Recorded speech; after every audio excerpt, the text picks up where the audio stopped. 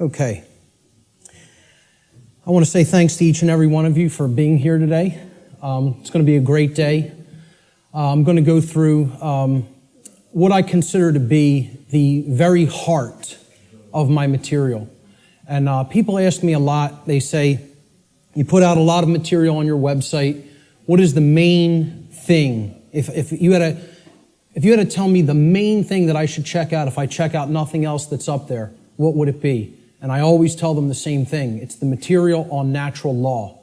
If nothing else, that's the material that you need to understand deeply. So that's what we're going to be covering here today in an extended presentation format. I want to go through a few things before we actually get started. So I call this section Before We Begin.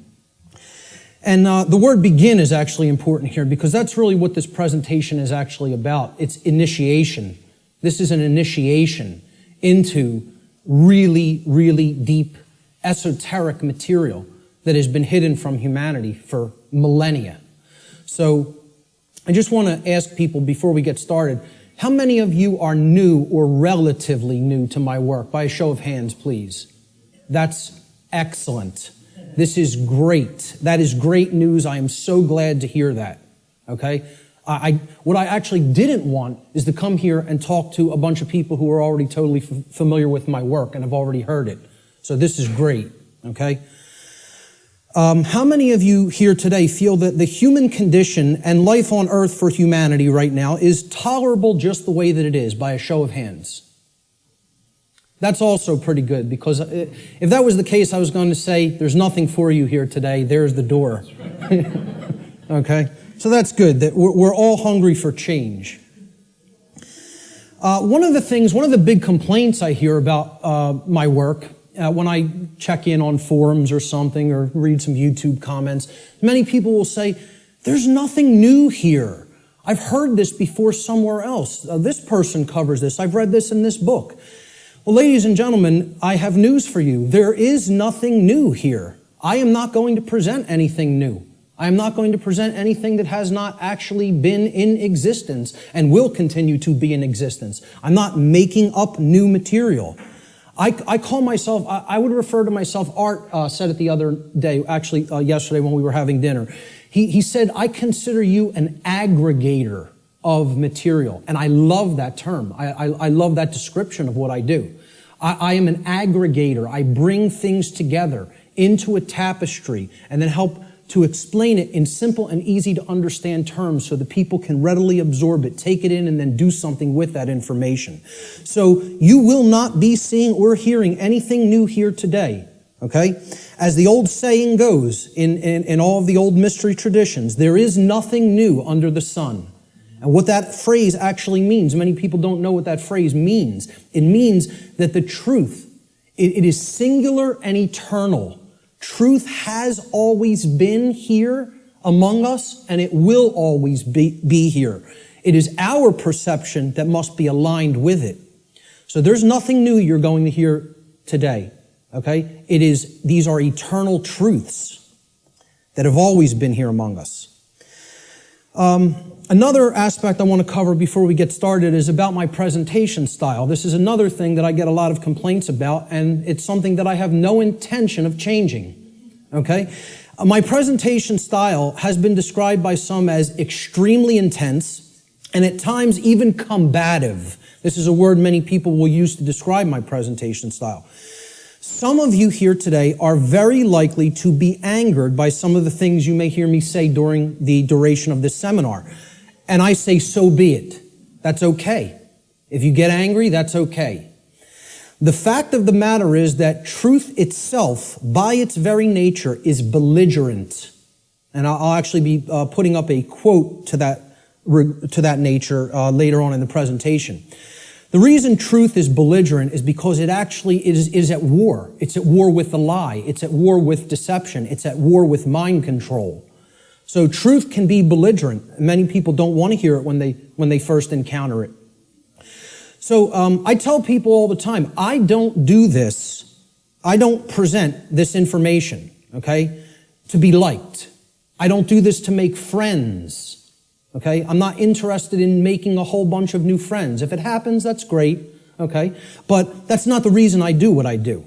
I don't do this to be popular. I don't do this to make money. It's not a popularity contest. Telling people many things that they don't want to hear is not going to make you popular, or it's not going to make you a whole lot of new friends, okay? So those aren't the reasons I do what I do. To be honest, and I tell people this, and sometimes they get upset by just hearing this, I don't even really want to do this, okay? I don't want to do this with my life. I don't want to do this with my time, okay? As I already know, understand, and live the information I'm going to present. So I get this. I know this, okay? I don't need to keep going over this over and over and over again for my own entertainment, okay?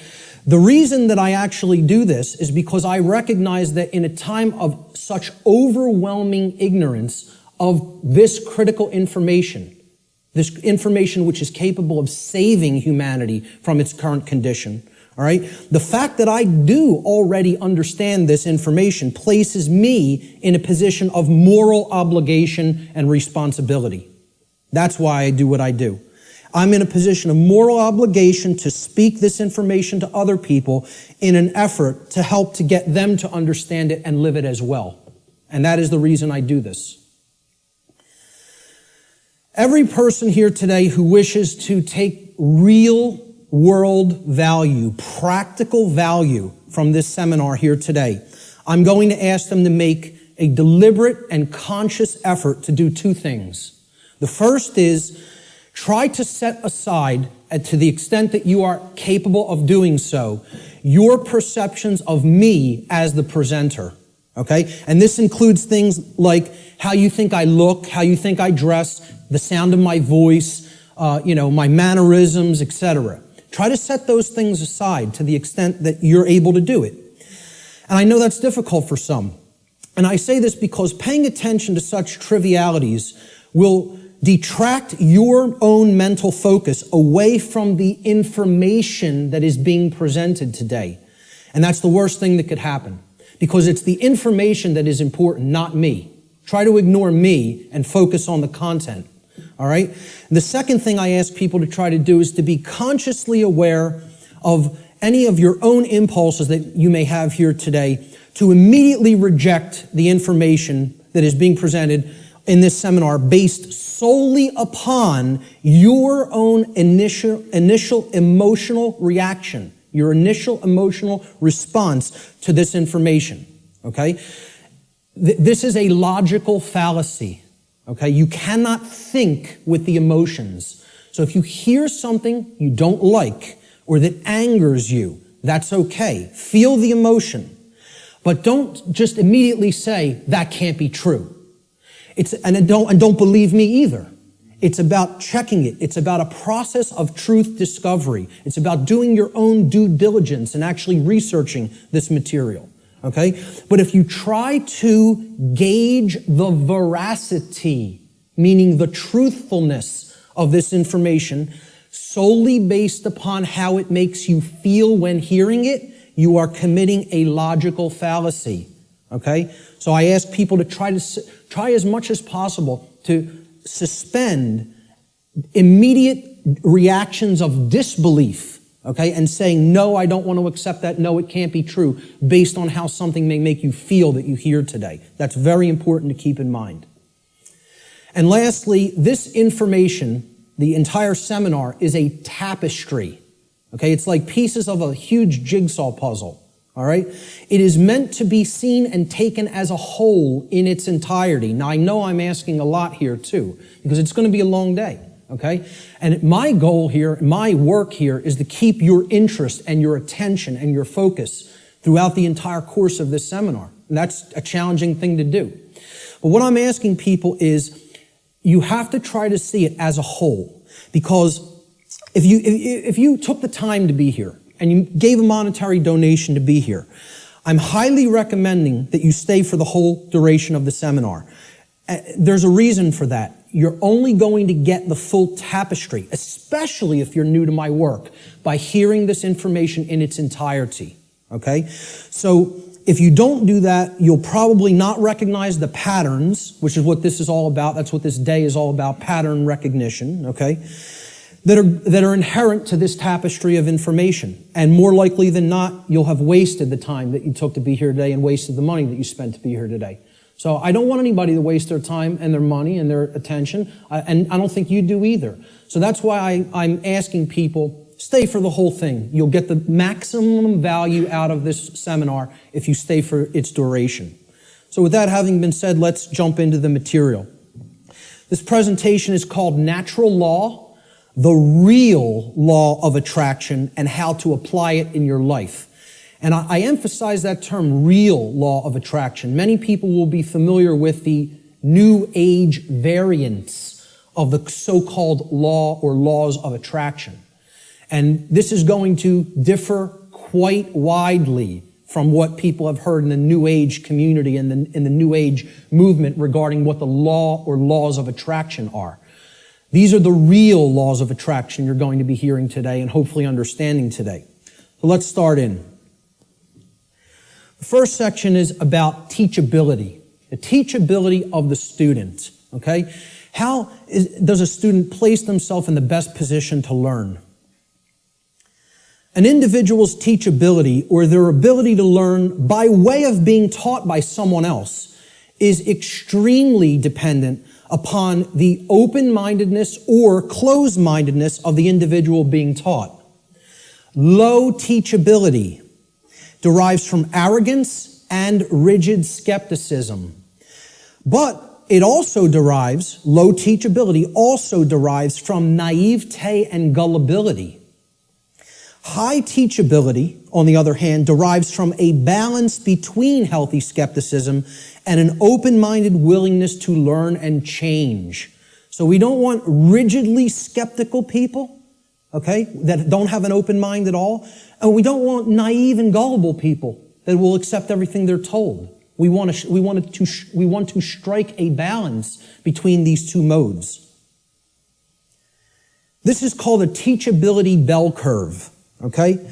And down here is the mental state of the student, whether they are, and it goes from arrogance, cynicism, skeptical nature, a teacher, a student, and then up to being trusting, then being gullible, and then being outright naive.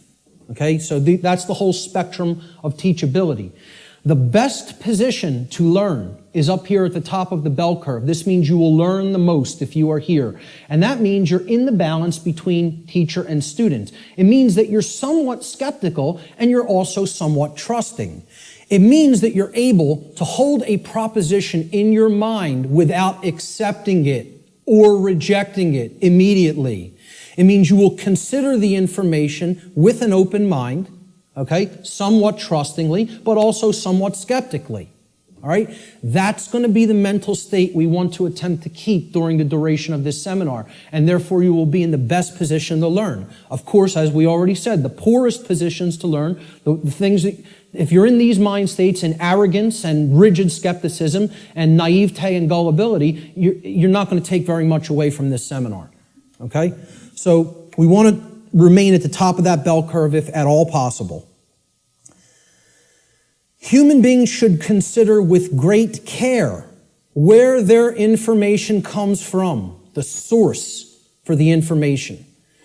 And this is because by refusing to present certain information and by influencing people to dismiss, to dissuade them from looking into certain information because they're telling you that it's unimportant or unnecessary to consider, many modern institutions like media, like so-called education institutions, are seeking to actually control human perceptions, or let's call it outright what it really is, to control the mind, okay? And therefore, to limit what human beings may even come to understand, and therefore by limiting what they are coming to understand, they're actually limiting what they're able to do, what they're able to change, what they're able to create in the world. Okay? So you have to be skeptical of where your information comes from. And that's why I tell people at the very beginning in my lectures, do not believe me. The worst thing you could do is believe what I'm telling you. You need to look into it for yourself, and most of all, you need to do personal introspection to really feel inside of yourself whether this information resonates with truth. Everybody has that intuitive capacity. That also has to be turned on and engaged and used. All right? If anybody is coming to this seminar from the perspective of modern, organized, institutional bodies, meaning political thought, political agendas, political organizations, religion, religious thought, religious organizations. I'm talking about organized religion here, okay? What I call scientism. Not real science, but scientism. Science as set up by institutional bodies to be rigidly skeptical belief systems that blot out anything that could possibly say anything to the contrary of their pre-existing beliefs. I call that scientism. Okay? And of course, the New Age movement, which you could group that in with religion. It's just it's for those who don't fall into the religious mindset. This is an alternative religion proposed for them, and they call it the New Age movement. And I tell people, please don't think this is going to concur with any of these belief systems, with any of these boxes for consciousness. This presentation is going to shatter these boxes. It stands outside of all of these because these are limiters for perception and thought. They want to place everything in a box, say nothing outside of this box is fit for human consumption, so do not go there. And as a result, they act as a mind control influence. The other and biggest limiter of the human perceptions and the mind, and ultimately of our behavior, is money itself. If you want to talk about the biggest religion, if these other religions aren't big enough and powerful enough for you, there's the one that is the ultimate power in the world, the ultimate religion, the God of this world, if you will. Okay? So what I'm basically saying here is if you're already in a mindset approaching the, let's call it the discovery of reality or the exploration of reality from any of these perspectives, you will be sorely disappointed here today by what you're going to hear. Because the information here falls well outside of any of these institutional limiters for consciousness. Okay?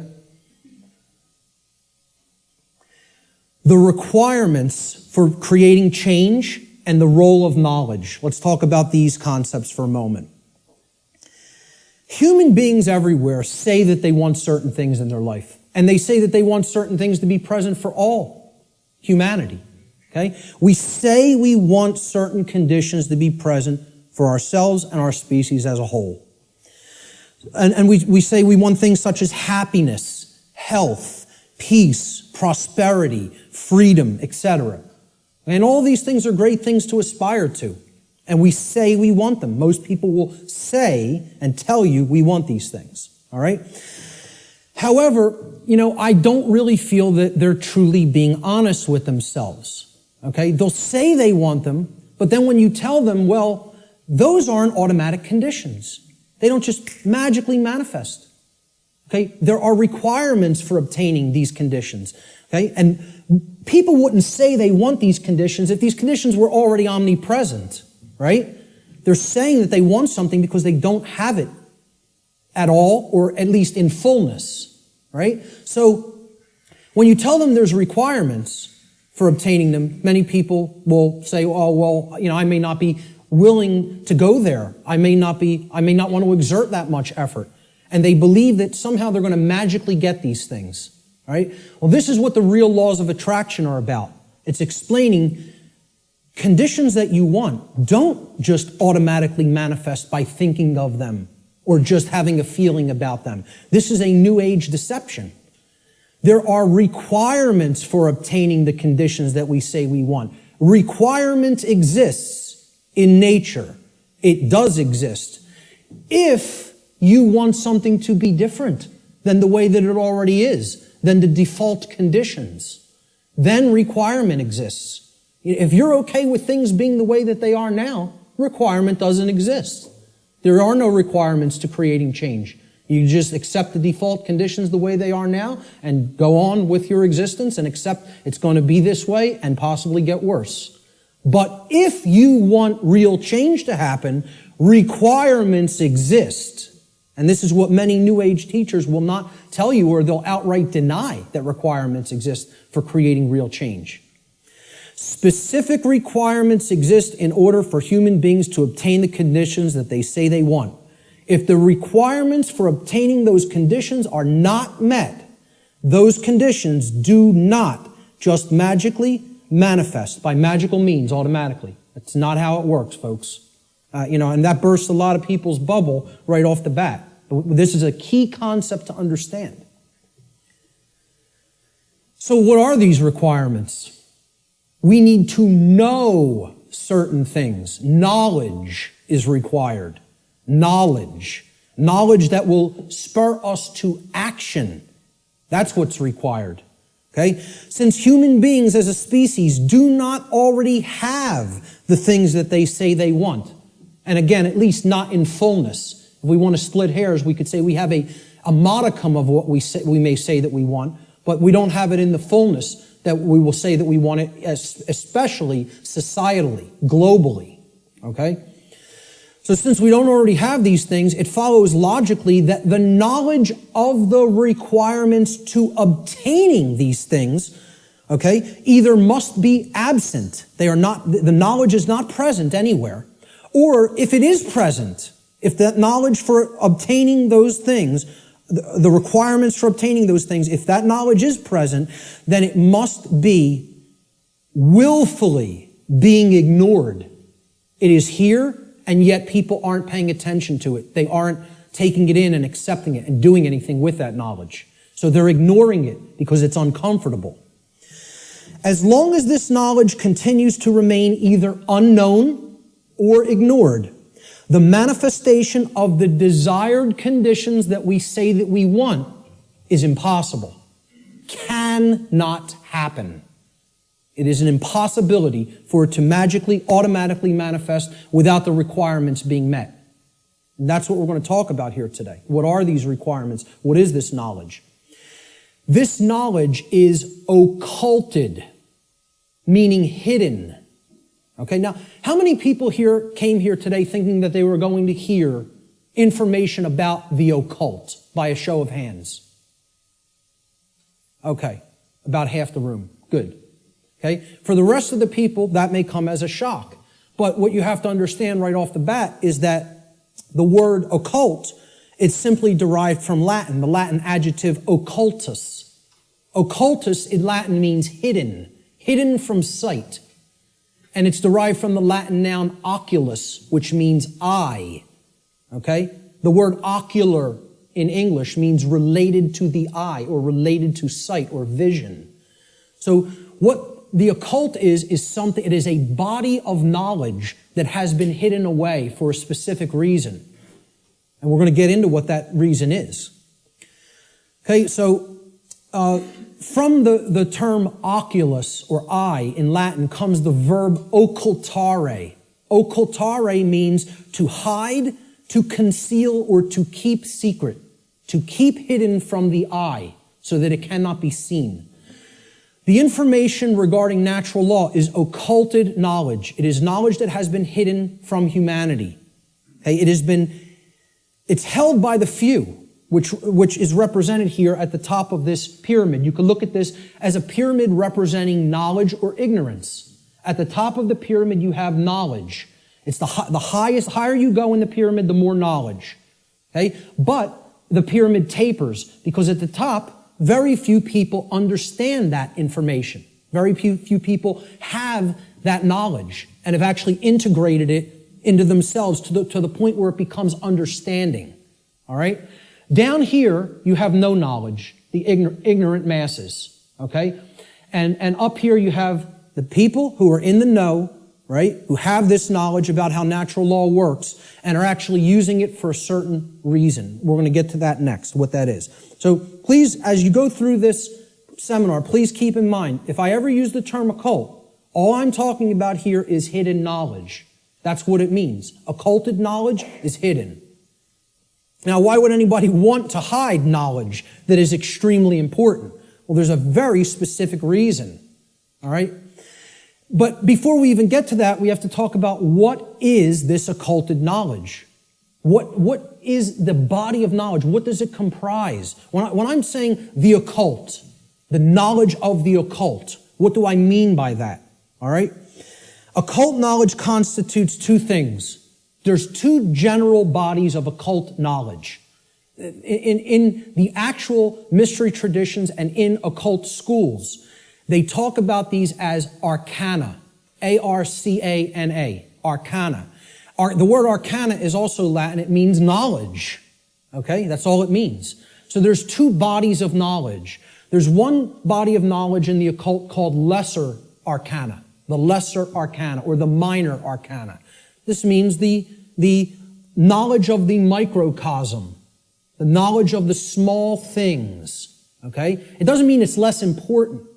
It means it's dealing with the individual units of consciousness, the human psyche, the psyche of the individual. Okay? So the first major body of occult knowledge constitutes knowledge of human consciousness, how it works, how it operates, what our motivations are, things like that. Okay? The second body of occult knowledge is called the greater arcana or the major arcana. All right? And again, this doesn't refer to that it's more important. It refers to it is the macrocosmic understanding, the understanding of the very large laws of nature that govern the macrocosm. Okay? So universal laws are part of the greater arcana of occult knowledge. And what I call here today, under the umbrella, the term natural law, falls into that second category of greater knowledge, the greater arcana of occult knowledge. Okay? And what these natural laws are unseen and universal spiritual laws. We could talk about the word natural here too. Natural is derived from Egyptian and other Middle Eastern tradition languages. Okay? The word neter in Egyptian, which would have been spelled without vowels, if we transliterated it, it would be N-T-R in English. Neter means spirit in Egyptian, in ancient Egyptian. The suffix al, even in English today, but if you go back into Arabic languages and ancient Middle Eastern languages, al as a suffix actually means of or related to, or having come from. Okay? So natural, if you put these root words together, neter and al, right? It means of or related to the realm of spirit, of or related to God, actually. The word neter also meant God, spirit or God. Okay? So this is the spiritual domain, the laws that actually are operating in the unseen realm. Okay? Now, they manifest in the physical realm. We're going to talk about that. Okay? Because that's the operation that it trickles down from. It starts in the spiritual domain and then it manifests in the physical domain. All right? So it's important to understand these two bodies of knowledge. The lesser arcana, okay, is about the monad or the individuated unit of consciousness of the human being. And then the greater knowledge is about the laws that govern the macrocosmic universe. All right? So, what these laws do, this body of the workings of nature that I am calling under the umbrella natural law, They're universal spiritual laws which govern the consequences of behavior. They govern the consequences of behavior. And I would add a caveat to that. They govern the consequences of behavior for intelligent species, for beings that are capable of coming to their understanding. Okay? I would delineate that from like the animal kingdom. Okay? The animal kingdom is not held to the same standard as human beings when it comes to this body of information, because I don't think you're going to sit down with your cat and explain natural law to it. Okay? So when people say, well, why doesn't the animal kingdom held to account in the same way that human beings are? It's because, surprise, surprise, we don't share the same level of consciousness. Okay? There is differences in levels of consciousness and abilities to comprehend information and to actually know how something works. Just like you will not be explaining physics to your dog anytime soon, okay? You're not going to explain natural law to the animal kingdom and have them grasp it because they're not at the same level of consciousness as we are. Okay? So we are held to a different account when it comes to natural law. It governs human behavior. It would be an easy way of saying it. This body of knowledge has actually been called consequentialism by past researchers and teachers. And I have no problem with that term. I've actually looked into consequentialism, and it's quite similar, okay, in its scope and what it teaches. It's been called karma, karmic law, in many Middle Eastern and Eastern traditions, okay? And I have no problem with that term for it either. It has been called in some of the Western traditions and Christian traditions moral law, and I have no problem with that term either. Religionists have called it God's law, and I have no problem with that term either. I have no problem with any of these terms being applied to the umbrella of natural law, because that is essentially what it is. But we're going to get deeply into how it works and operates in our lives here today. Why is this knowledge hidden away from people? To what ends? The knowledge of the occult, the hidden knowledge about how natural law works and how consciousness works, is not commonly known. That's why it's not the exoteric. It's not given to the masses. It's the esoteric. It is reserved for the few. And there's a reason for that. It's been deliberately hidden away and kept from the general public in order to create and maintain a power differential. Because if someone else is an extreme level of knowledge, and they know how something works, like something as trivial as how human consciousness works, how human motivations work, how human perceptions work, how human beings can be manipulated. If somebody has deep knowledge of that information, and there's a whole bunch of people over here who have not one iota of how that works, what kind of a number do you think somebody can do on people like that? See, the way I ask people to look at this is real simple. Imagine a very, very, very advanced psychologist at the top of his field, wrote all the textbooks, okay? And he's got a house out in the burbs. He comes into the university. He's got tenure, okay? He's got the trophy wife, the house out in the suburbs, the 3-car garage, driving the Lexus into work at his tenured job. And he finds out that his trophy wife is having an affair because she's bored. She's not satisfied with him at home. And it's maybe the 19-year-old, captain of the local high school football team or something. He's a senior. He's a star football player, right? The jock, yeah. And she has a fling with him. Well, what if he decides, I'm going to become buddy-buddy with my boy here after finding out about his wife's affair? And this kid, this punk, who's cheating on, my wife's cheating on me with, he knows nothing. He doesn't study the mind. He doesn't know anything even about himself. He watches TV 6 hours a day, plays violent video games, is obsessed with football, What kind of a number you think that psychologist can do on that kid? Total number. That's the answer, exactly. That's right. He could do a total number on him. He can gain his confidence. he can get into his head, and I guarantee you give him a little bit of time, he could screw up his life based on what he knows and how he would be able to manipulate based on his hatred of that person. Well, guess what? That's the position humanity's in. We're that punk jock. And I'm not saying we necessarily did something to deserve it, but we're in that same position where the people with this knowledge at the highest levels, they hate us. And they're doing a total number on us because we don't have this knowledge. And until that changes, don't expect the playing field to be leveled. Expect it to get worse. Okay? The knowledge is hidden to create and maintain a power differential between those who hold it and those who are ignorant of it. It's that simple. The knowledge of natural law and its operations constitutes what I call the most deeply occulted or hidden information that exists on this planet. You will not find any more hidden information. This is the thing that all the distractions are there for, to keep you from learning. The endless trivialities, the nonsense you hear on the news, all the video games, all of the nonsense television, the sports, it's all there to keep people from understanding this. And I can't get you to accept that or believe it, and I don't ask you to believe it. I'm telling you that's what they're trying to, from my years of being inside occult traditions that are very, very dark. I'm telling you, this is what they don't want you to know.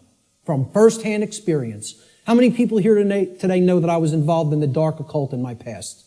Good. Great. Okay. The powers that be want to seek to keep this information hidden from the people of the earth at all costs, because understanding this information about natural law will level the playing field and put an end to the currently entrenched systems of control that are operating on the earth. We should very clearly make a distinguishment between nescience and ignorance so that people fully understand the difference between these two concepts. How many people even have heard the term nescience? Very few. This is a word that has practically been sanitized from colloquial English, practically been sanitized from the English language.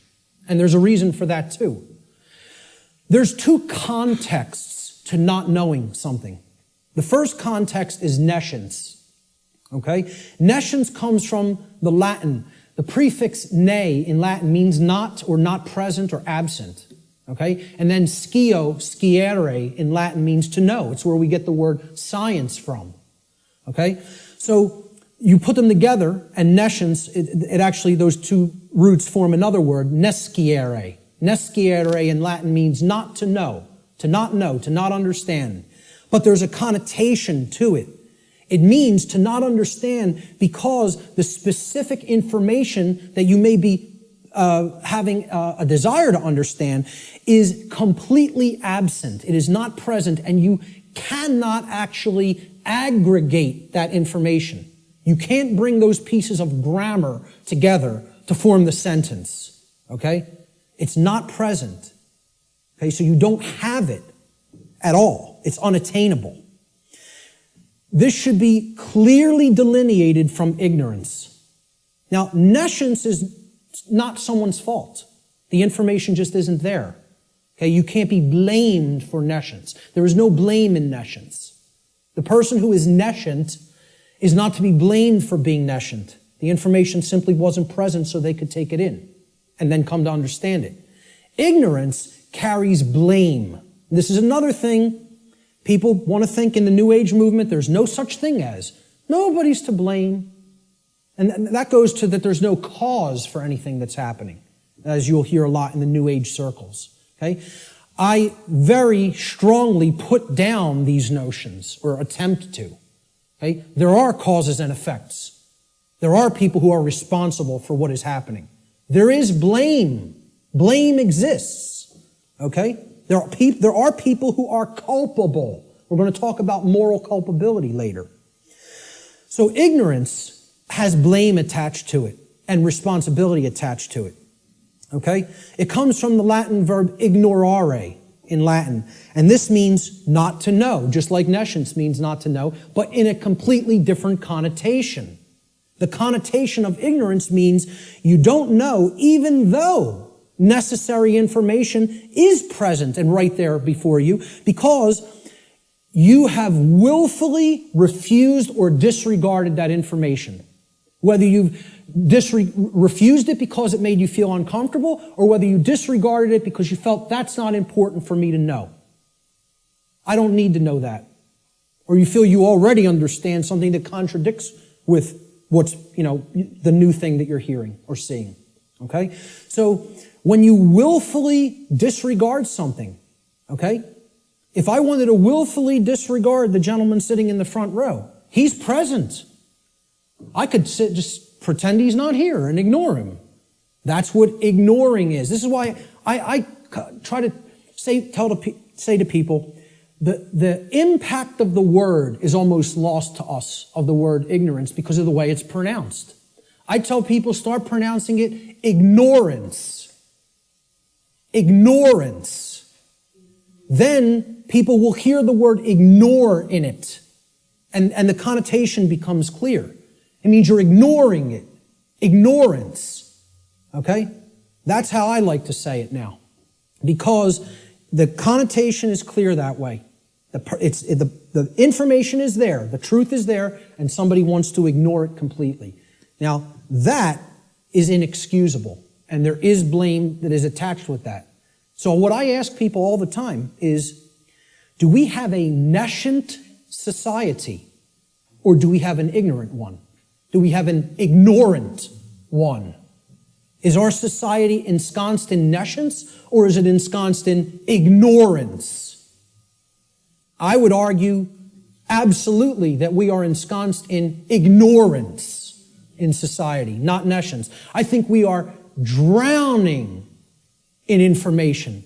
I think we are drowning in the truth that is all around us, but people are ignoring it, largely. Not everyone. There's many people who are very hungry for it and taking it in as fast as they can, But I think the majority of human beings are in the state of ignorance, even though the truth is present all around us.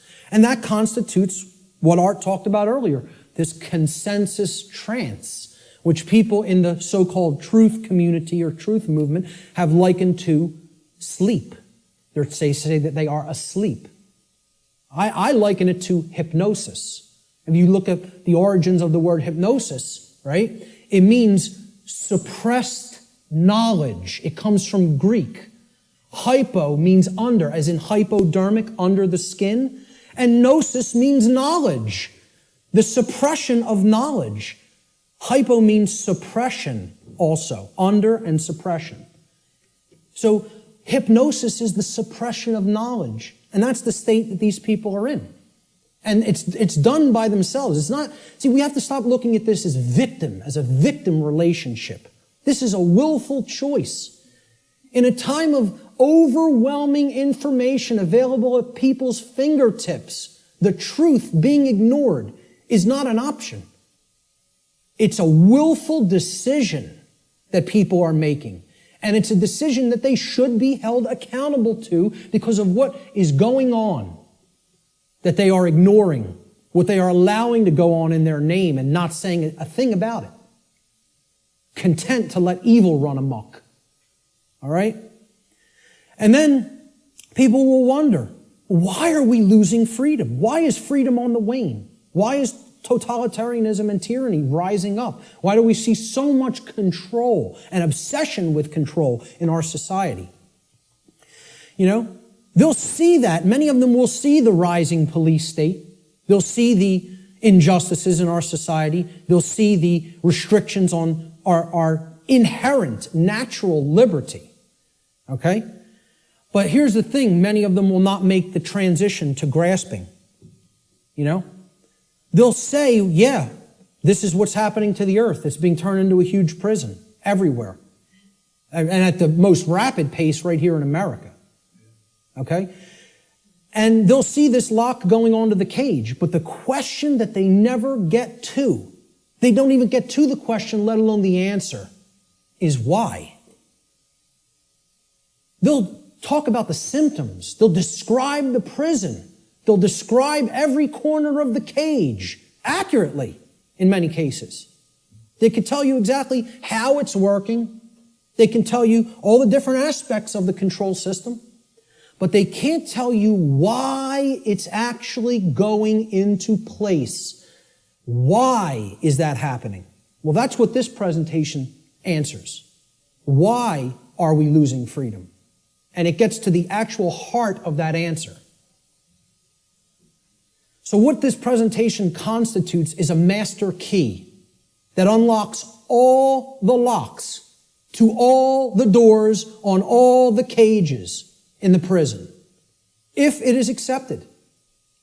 And once again, I don't tell you that belief is required for that, because truth is always present. It's always here. It's a matter of, will we perceive it as being present, acknowledge it's present by stop ignoring it, okay, and then accept it into ourselves, and then do something with it. Understanding is not the end. Taking in the knowledge and understanding it is the beginning. Action is required. See, knowledge is required, understanding is required, but then action is finally required. Above all, if change is to be created. And that's how the laws of attraction really work. So, will people as a whole, as a society, accept that master key? I can't answer that question. All I could do is try to place it into their hands. After I have taken that key and unlocked my personal prison, my personal cages, and freed my mind, all I can do is try to help people to see, here's how this key works. Here it is. Here's the information that constitutes that key. And here's how you put it to work in your life. That's all I can do. Can't make anybody take it. Let's look at what problem solving entails, because that's really critical to understand if we're going to get past this stage and where we're at in our stifled evolutionary development as a species. There's a few main steps to solving problems. Any problem. Doesn't matter what the nature of the problem is. The first is you have to recognize that the problem exists. Recognize that there is a problem to begin with. And I think by asking the question, is everybody content with the way things are? Nobody raised their hand. I think that's great, because it at least acknowledges to me the people here today recognize we have a problem. And that's healthy. That's good. Okay? Many people out there don't believe we have a problem. You know, they like this place. They like the world the way that it is. You know, which is unfathomable to me, because to me it's a living hell. And that's not because of how my own personal life is going. I'm very content with my own personal life. I have no self-inflicted suffering in my personal life. I don't create problems for myself. My life goes on very well according to how I live it without hurting anybody else. The problem is other people.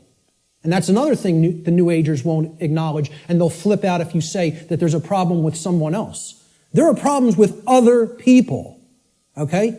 And people will say people in glass houses shouldn't throw stones. My glass house has been taken down long since, long time ago, because I went through all that personal introspective work. And I dug deep into my subconscious and faced those problems and confronted them head on and healed them. And came out of the mindset that I was once in. Okay? So, you know, people will say, if there's something you don't like, you're seeing in other people, that's something in yourself that you're seeing in them. This is New Age mumbo-jumbo nonsense, okay? If you're not part of the problem, I'm not part of this problem. I can say that honestly.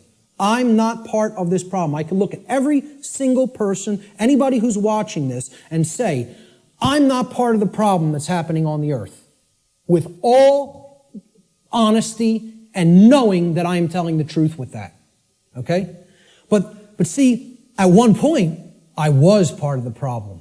And a big part of the problem. Okay?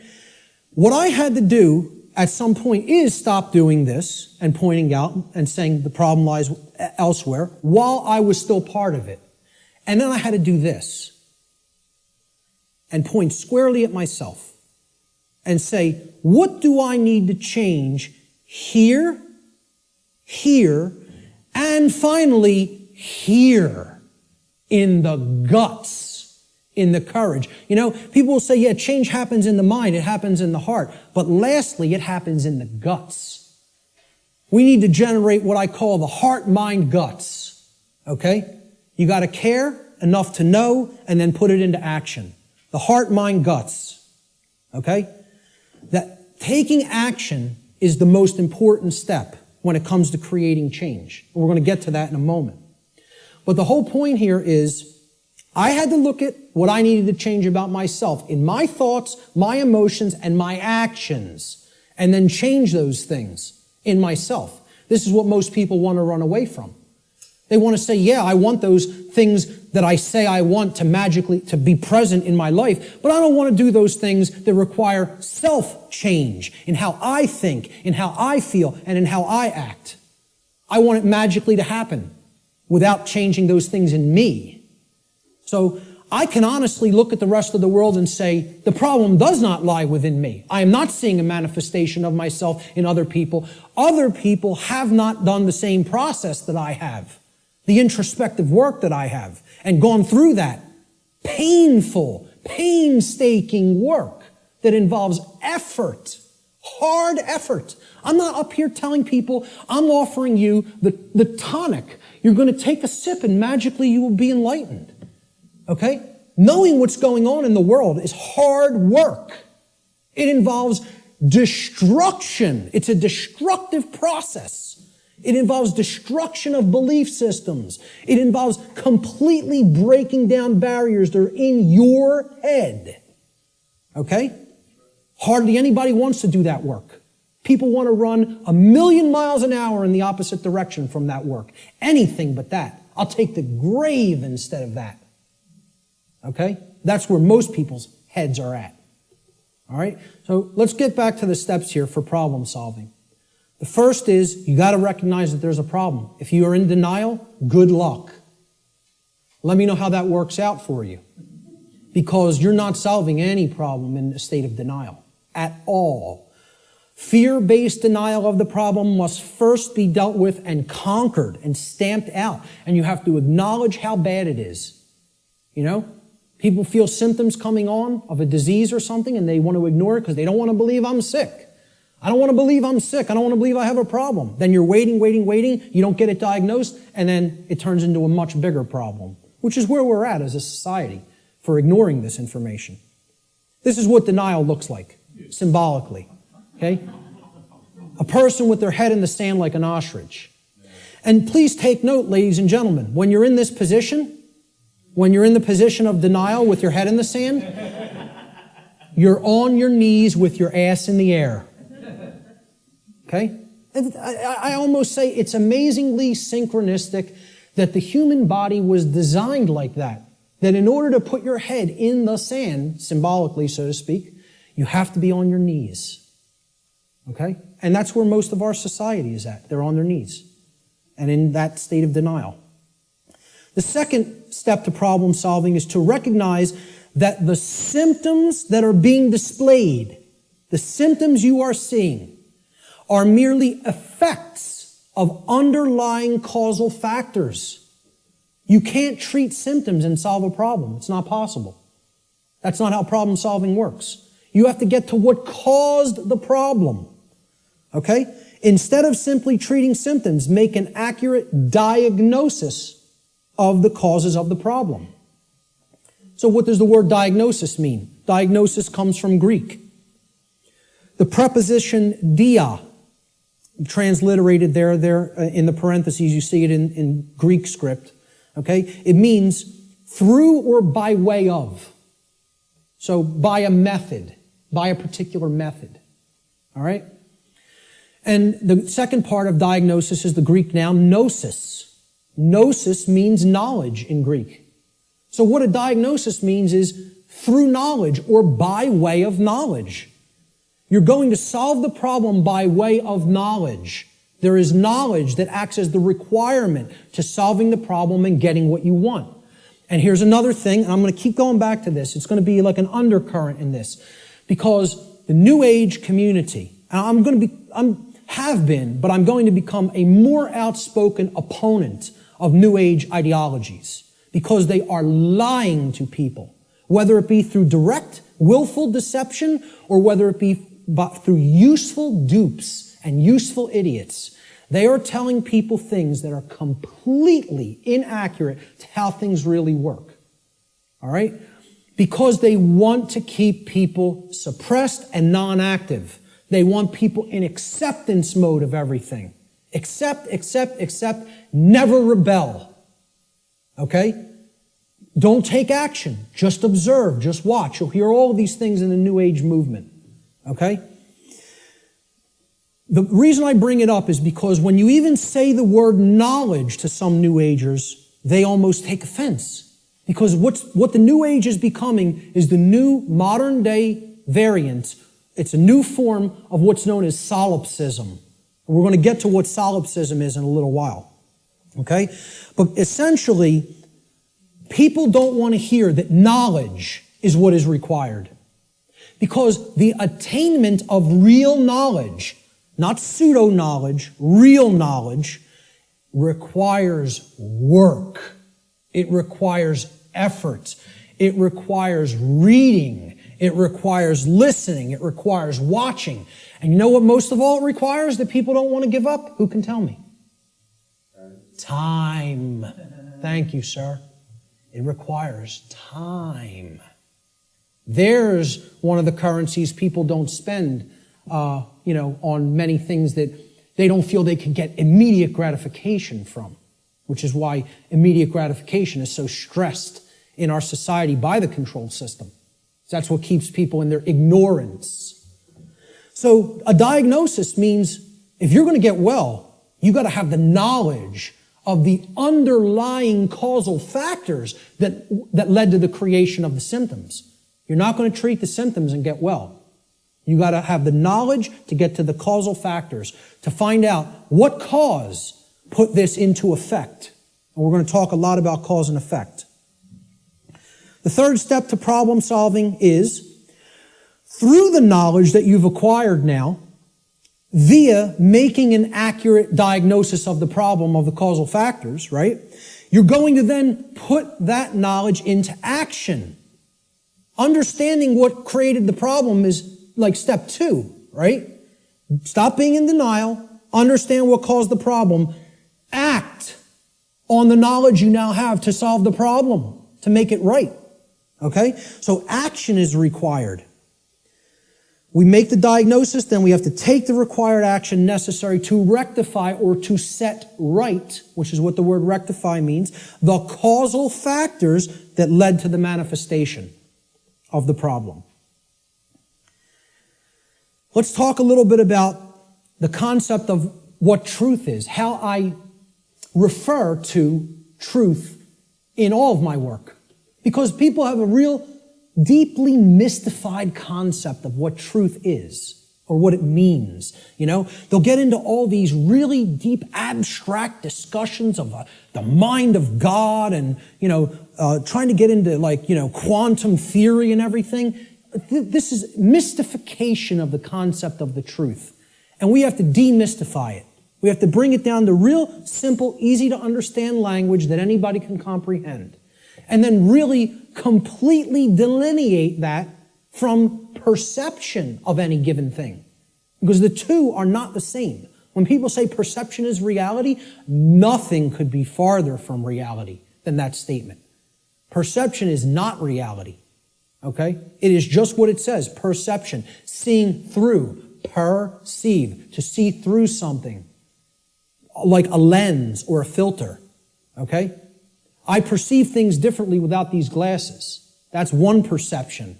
When I put them on, I perceive things quite differently and more clearly. Okay? Well, that's how human perception works, like a lens. It's a filter. Okay?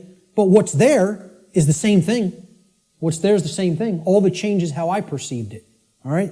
So let's look at this concept. Truth is objective. That means that it's not dependent upon the perceptions of human beings. No one wants to hear that. That is a direct assault, a direct frontal assault on the human ego. Because everybody wants to hear, my perceptions are important. And we want to also believe my perceptions are accurate. Okay? Now people will say, well, what makes you say your perception of this topic is going to be accurate? That's because I went through the process of having to admit over and over and over and over and over again, endlessly, how wrong I was about my former perceptions. I went through that destructive process of breaking down my former belief systems, of breaking down my former emotional patterns, of most of all, changing my behavior. That's the thing that's the most destructive, because we get attached to our behaviors and patterns. So asking people to change, I recognize it's not easy. It took me probably about 8 years of my life to do it. Most people don't want to spend a minute on creating personal change, let alone 8 years. And, when I look at myself, in all honesty, again, none of this is to sound egoic or to toot my own horn, but I look at it like I was a mild case of ego entrapment, a mild case compared to where I see other people at. I feel like I was the, very brittle stone that just needed to be hit with a chisel a few times and it broke into powder. Other people are hardened granite or diamond. To break them down is going to take enormous effort and work. And most of them don't even want to do it. They're so calcified, they've been so compressed into that hardened state that they don't even want to start. So I realize telling people your perceptions are not what really matters. The truth isn't based upon how you perceive things, that it's independent from your perceptions. Most people don't want to hear that. They don't want to hear that. Human beings' perceptions are capable of wavering. They can waver slightly from the truth, and they can waver wildly from the truth. All right? What truth is that which does not waver. It doesn't move. It's that which is. It doesn't matter what anybody thinks about it. It doesn't matter whether anybody believes it. It doesn't matter whether anybody knows it. It doesn't matter whether anybody sees it. It doesn't matter whether anybody wants to see it. It's there. It's always been there. It's always going to be there. Nothing anybody does can change what has happened. Can anybody change what has already occurred in what we call, in the thinking of linear time, the past? Not one person here is capable of doing that. Let me tell you something. Not one being in the entire manifested universe is capable of doing that. Because that which has already occurred is set in the record of the universe. Nothing can change the past. Ever. Great movie on this. Watch the new movie, The Time Machine. Not the original 50s version or 60s version. The new one. I think it came out in late 90s or early 2000s. Okay? This movie got crushed in reviews. Crushed. Whenever reviewers crush a movie and give it the worst ratings, go see that film. Because I guarantee you there's very important allegorical concepts that you need to understand embedded in that film, and that's why the reviewers crush it, because they don't want you getting any ideas, This movie got crushed in the theaters, and I'm telling you, it's one of the best films to understand the concept of the absolute impossibility of changing the past. The past cannot be altered. You know what can be altered? The future. That's what that movie's about. And you know where the alteration of the future begins? In the present moment. That's exactly right. That's the only place it begins. Okay? So what truth is, the demystified concept of truth, is it's simply that which already exists. It's that which has happened in the past and is happening in the present moment. The truth does not exist in the future. When we get to those future moments and it's the present, truth will be existent then, but not until, okay? So there is no such thing as truth in the future. Truth is that which has occurred in the past and that which is occurring in the present. It is simply that which is and that which has been. Please recognize when I use the word truth, that is all I'm talking about. I'm not talking about the mind of God. I'm not talking about the entire reason for the existence of the universe. I'm talking about the events that have taken place in the past and are taking place in the present. That's all. And guess what? That's all the truth is. It doesn't need to be any more complicated than that. Okay? You want to make it more complicated than that, call it something other than truth so as not to confuse people to what truth really is. Truth versus human perception. Okay? Now, I want to ask people to imagine, see these white lines? Imagine these white lines that do not waver as truth. And imagine that the perception that is set against the truth, we're going to take three different individuals. This is individual A, this is individual B, this is individual C. Okay? Their ability to perceive what has occurred and what is occurring is what I would refer to as consciousness. Okay? Consciousness is a being's ability to recognize patterns and meaning with respect to those patterns. Meaning you have an accurate understanding of what's taking place within and around you, or you have an inaccurate understanding of what's taking place in and around you. If your consciousness is high, meaning it's at a high frequency, okay, that means you're going to have more of an ability to understand and recognize the patterns. If your consciousnness is low, you're at a low frequency, you're going to see the pattern less. You're not going to accurately perceive. So I liken this to a waveform. In simple, physics, a wave, this is a simple sine wave, okay? It has its crest here and its trough here, okay? And then the pattern repeats, goes up to the crest, down to the trough, and it repeats over again. The distance between the either crests or troughs of the wave is called the wavelength, okay? The longer the wavelength, the shorter the frequency.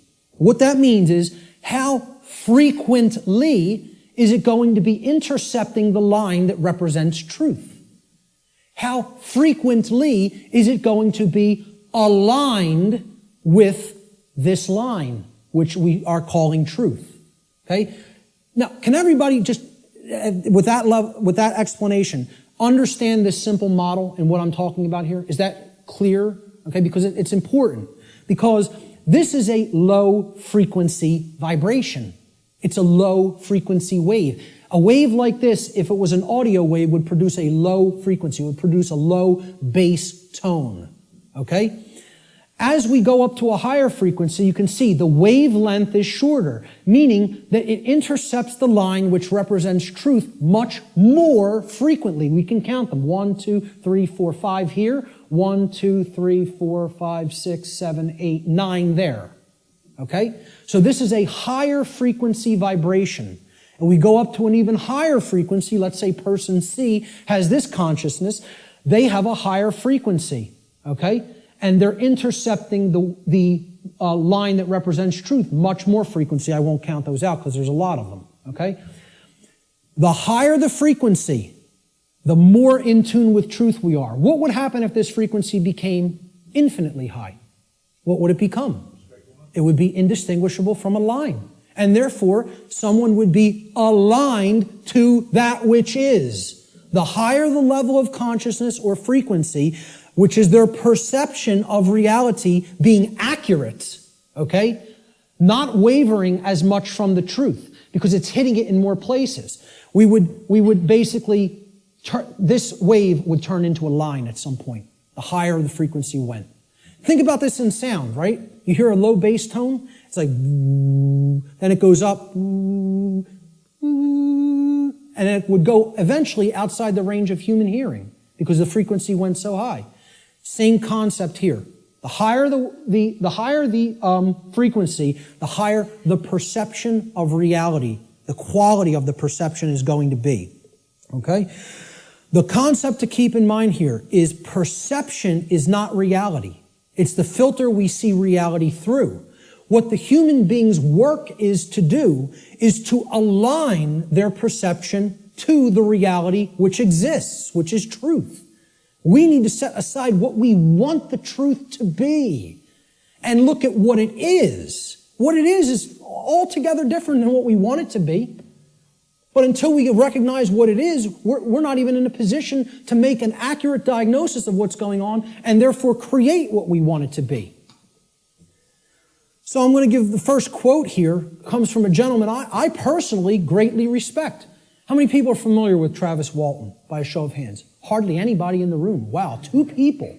Amazing. And I know Barb is in the back because we've met him personally. I spoke with this gentleman at a conference last year in 2012. And I just want to say, I just think he's a totally genuine individual. I don't care what anybody thinks of me saying that, okay? I believe him. Do I know factually that what he claims happened to him did? No, I do not. But I believe what he is saying for a reason. When I am around somebody, especially for any length of time, I think my intuition is good that I can get a feel for their heart, okay? And when he's telling you stuff, it's very consistent. And in his book, he asks people, you need to listen to my whole story, suspend your disbelief for a minute, and then do your research, and then make a judgment call. Do you want to believe me? Do you think I'm telling you the truth? Do you think I'm lying to you? And then make up your own mind, okay? And who Travis Walton is, he claims that he was an abductee, that he was taken on board an extraterrestrial craft at a point in his life. He disappeared for days. They were out looking for him, and his best friends were accused of murdering him. And he shows up 5 days later in like deplorable conditions, out on a country road someplace. But anyway, again, I spoke with him back in 2012. I just bumped into him again. We were just at a conference. I'm bringing this up for a reason. We were just at a conference in Philadelphia where he spoke. And this quote, I feel I would start, if I was going to quote somebody, I was going to make this like the first quote in the presentation today.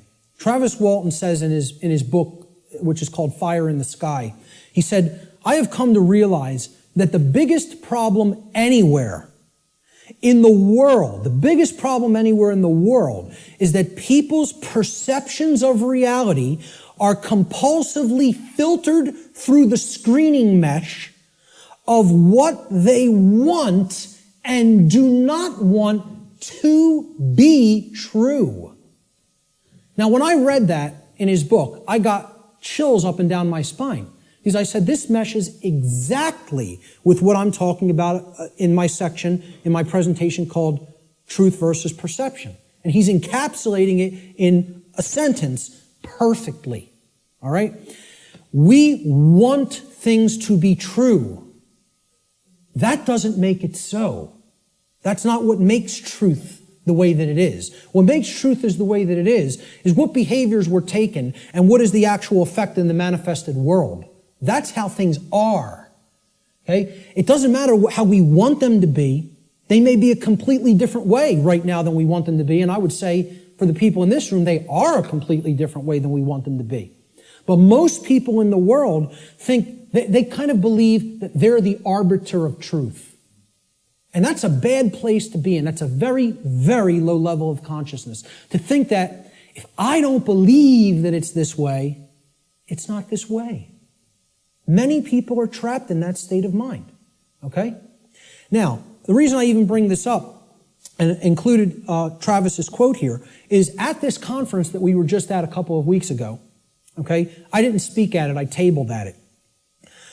A woman came up to my table and she picked up my New Age Bullshit DVD, which is available here today in the back. And she said, what's this about? With a real skeptical look. And I explained, well, it's a 7-hour extended video podcast that has many, many slides, okay?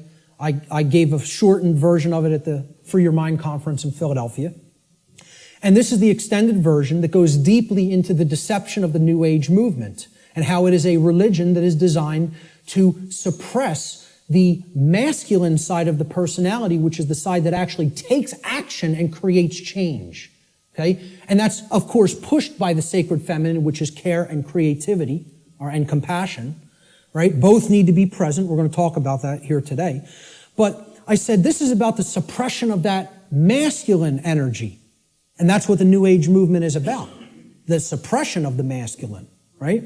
So I said what the New Age religion wants to teach people is just accept everything the way it is, no matter how unjust it is, no matter how deplorable the conditions are, no matter how much evil is taking place in our midst. accept it. That's the New Age religion. And here's what she said. Here's what she said. That's exactly how I am. I just accept everything. I don't make any judgments on anything that occurs, no matter what it is, no matter how it's perceived. You want to perceive it as evil? That's your judgment. I said, yes, it is my judgment. You know why? Because it's evil. It really is. There is such a thing. I said, and you're content to let evil run amok and take this whole world because you don't want to act. Because what's really there is cowardice. That's what it really is. Okay? She didn't want to hear that. She said, I prefer not to see it that way. Now, align this with the quote. I prefer not to see it that way. Okay? And I hope by some miracle she happens to see this presentation at some point. Okay?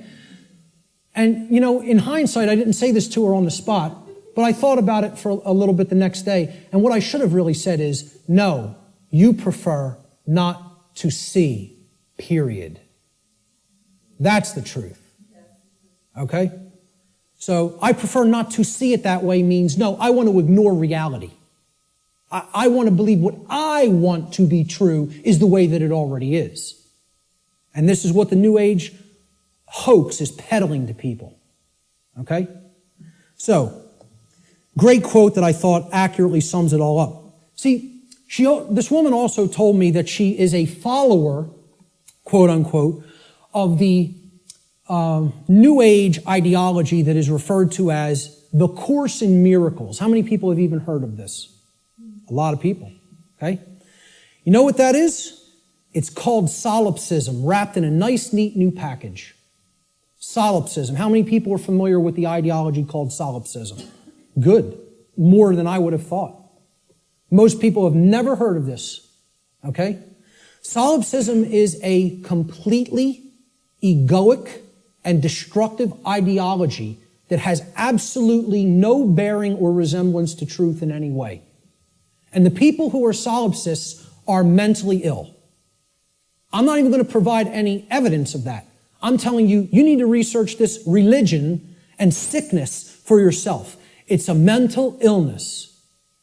A solipsist is a mentally ill person who should probably be somehow removed, segregated from society, and institutionalized until they are made well, because they are a destructive influence on society. This is what I focused on podcast number 1 of my podcast series and radio shows. I went into the ideology of what solipsism is and how destructive it is and how it's a religion. Okay? What this is, well, first of all, let's look at the word. And you'll notice I'll be breaking down words all day long.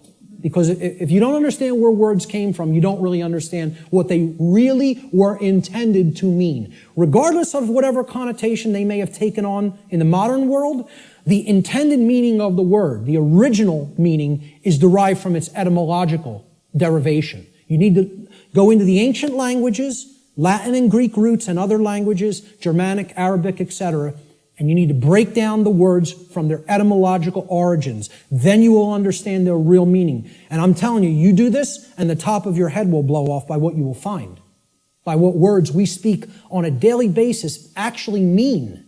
And we have no idea what they mean. Okay? So the word solipsism comes from the Latin adjective solus, which means alone or one. And then the Latin pronoun ipse, which means self, myself, etc. Okay? The ideology of solipsism is that nothing exists outside of me. I'm the only being that exists in creation. Or essentially, it's another way of saying I'm God. Okay? That my perception is the only real perception and no one else is here. Now imagine that. Now, what I'm essentially telling the audience here today is your perceptions are not the truth. You have to work to align your perceptions with the truth. That's damaging enough to the human ego, okay? If I just said, none of you exist, I'm only perceiving your existence, I'm the only one who exists, imagine how egoic that statement is, and actually how demoralizing it is to other people. You're even telling them, I don't even consider that you exist. That's what a solipsist is. They believe the universe is a big illusion created somehow for their amusement. And that there's no objective reality, that you don't exist, you don't exist, you don't exist, you don't exist. I'm the only one who exists. And that's not mental illness. We don't diagnose that as mental illness. Okay? I don't care if you want to accept the notion everything is one. I personally accept that notion. I do accept that we are all one. That doesn't mean you're not existent in the physical domain right now as I'm talking to you. Of course we all exist here. We are in the physical domain. Okay? The whole point is, these people want to believe the entire spiritual physical domain is such an illusion that nothing that takes place in it matters or has any significance and should just be watched, and nothing should be done to change it. And let me explain what this is, folks. When I was a Satanist, okay, and I was working inside the Church of Satan and other dark occult organizations, they have a set of sins, believe it or not. They don't look at them as sins in the same way that, religionists look at sin. But they have these are behaviors and thought patterns that should not be engaged in by the dark occultist themselves, by the magician, if you will. You are not to engage in these behaviors, but we are to peddle them to other people. We are to get them to engage in these behaviors. Okay? You know what the first one is? No, it's not. That's the second or third. I think it's the third, if I'm not mistaken. I don't have the list handy. But the first one is stupidity. That's the first satanic sin. Okay? For the dark occultist. But they want other people in deep stupidity. They want other people in deep ignorance. The idea here is we will know it all. We will know the truth so that we can control others and keep them a dumbed-down herd. Okay? There's a bunch of other ones, but I think the second or third is solipsism. Solipsism is one of the biggest sin for Satanists and dark Luciferians and dark occultists. They don't want any of their membership believing in this mental illness nonsense. Okay? But they want to propagate it and peddle it. They want to do that. And they told me personally, higher ups in this network told me personally when I was working with them, wait until you see the New Age books that our membership will be writing, or either writing ourselves or putting into the hands of useful dupes to write and put out there. We'll be giving them the idea, they'll write it for us, put it out there as their own idea. And they said, we are going to propagate and peddle solipsism like you have never seen. And you know what? When they say something, they do it. I'm serious. They're aligned. Their act is together. They act on the same page. And for that, I have respect for them as an enemy.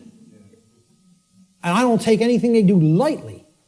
I recognize they have the will. They're not like the rest of humanity. They align their thoughts, their knowledge, with their version of care. It's not like our emotionally based care, but they care about what they're doing, and then they act. And when they act in concert, and they get it done. Okay? I'm not saying, I agree with any of their agenda, because I don't, and I'm trying to stop it. But I have respect for their unity. They are unified and on the same page, and humanity is not. And that's why, in all honesty, we're having our rear ends handed to us in this spiritual battle right now. At least right now. Solipsism is the ideology that only one's mind is sure to exist. Solipsists contend that knowledge of anything that is outside of one's own mind is unsure, and hence there is no such thing as objective truth. Okay? No such thing as objective truth. And therefore, nothing about the external world and its workings can actually ever be known. Just think about that statement. It's saying no one can ever know anything. You cannot come to know anything at all. There is no such thing as knowledge.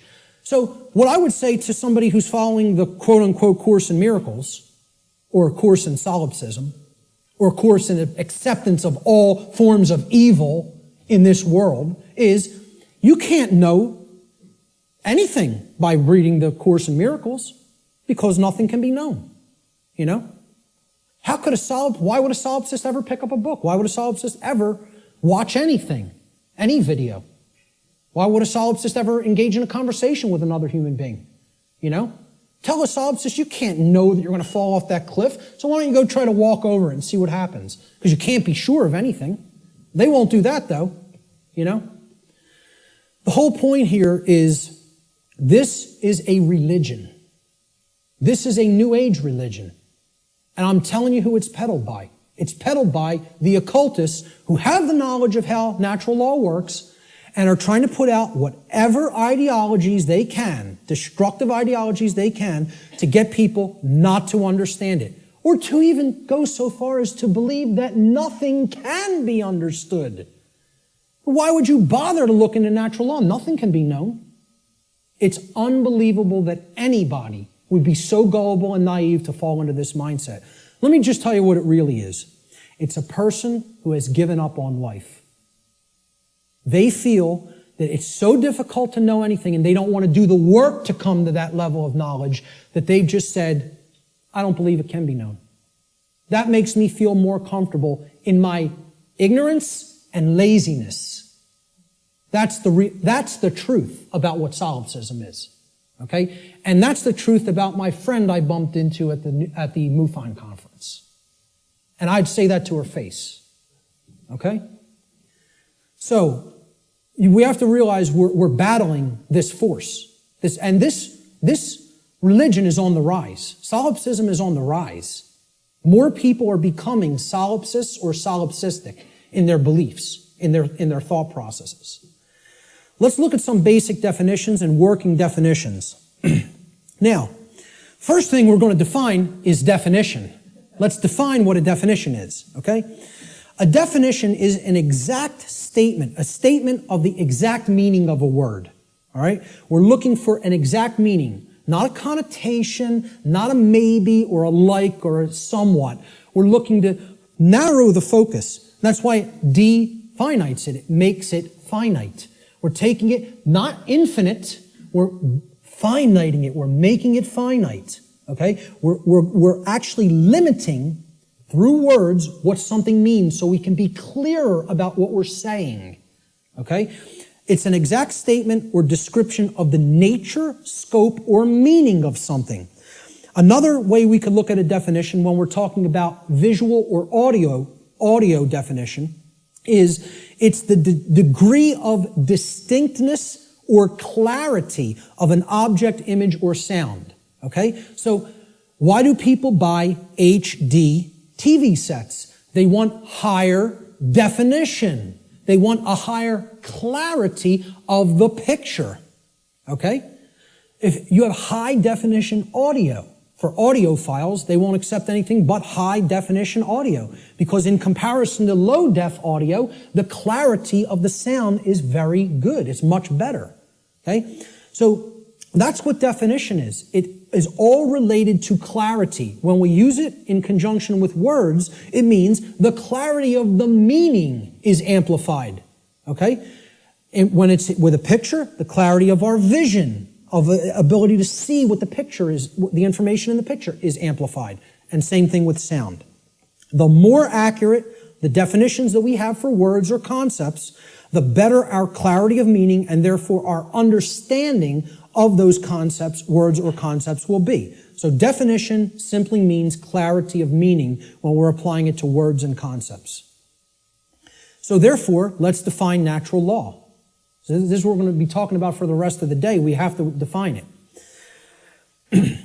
The simple definition of natural is inherent, having a basis in nature, reality, and truth, not made or caused by humankind. So if it's natural, wasn't made by man. Mankind didn't make it.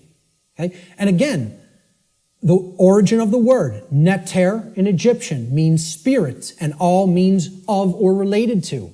So of or related to spirit.